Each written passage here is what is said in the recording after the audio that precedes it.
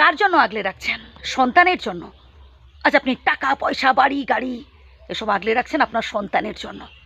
ভাই, সন্তানের জন্য এভাবে আগলে না রেখে সন্তানকে সুশিক্ষা দিন, যাতে আপনার সন্তান ভবিষ্যতে মানুষের মতো মানুষ হয়ে উঠতে পারে। আমি অনেক বৃদ্ধ বাবা মাকে দেখেছি শেষ বয়সে না দাঁড়িয়ে দাঁড়িয়ে ভিক্ষে করে খেতে।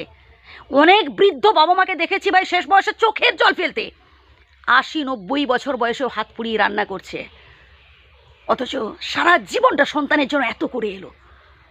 আসলে আপনি যদি আপনার সন্তানের ভুলগুলোকে ধামাচাপা দেওয়ার চেষ্টা করেন, আপনি যদি ভাবেন যে আজ আমি আমার সন্তানের জন্য এত কিছু করছি, পরবর্তীকালে বৃদ্ধ বয়সে আমার সন্তান আমার জন্য করবে, তাহলে আপনি ভুল ভাবছেন। কারণ কোনো কিছু আশা করে করবেন না।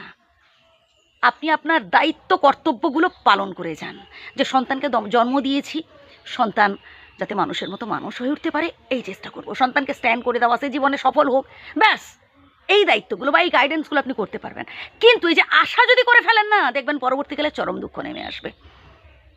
আশা করুন নিজের কর্মে, আশা করুন নিজের ওপর, আর ভরসা রাখুন স্বয়ং বিধাতার ওপর।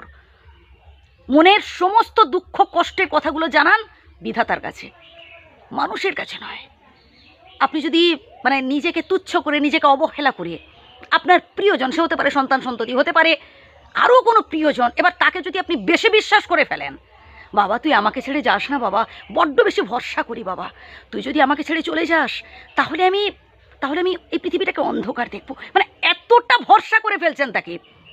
দুদিন বাদে দেখবেন সেই প্রিয়জনটাই আপনার সাথে বিশ্বাসঘাতকতা করছে। এমনটা হচ্ছে ভাই, এমনটা দুনিয়াতে হচ্ছে। আপনি খবর টিভি খুললেই খবরে শুনতে পাবেন। তাই এবার থেকে নিজেকে একেবারে স্ট্রং রাখুন।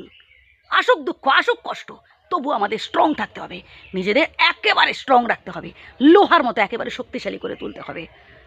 জীবনে যেমন সুখের সময় আমরা খুব খুশি হই, ঠিক তেমনি দুঃখের সময়ও ভাই এনজয় করতে হবে। সেই দুঃখ, সেই কষ্টের মধ্যে সুখটাকে আপনাকে খুঁজে নিতে হবে। আসলে সুখ আমাদের কাছেই থাকে, আমরা আসলে বুঝতে পারি না।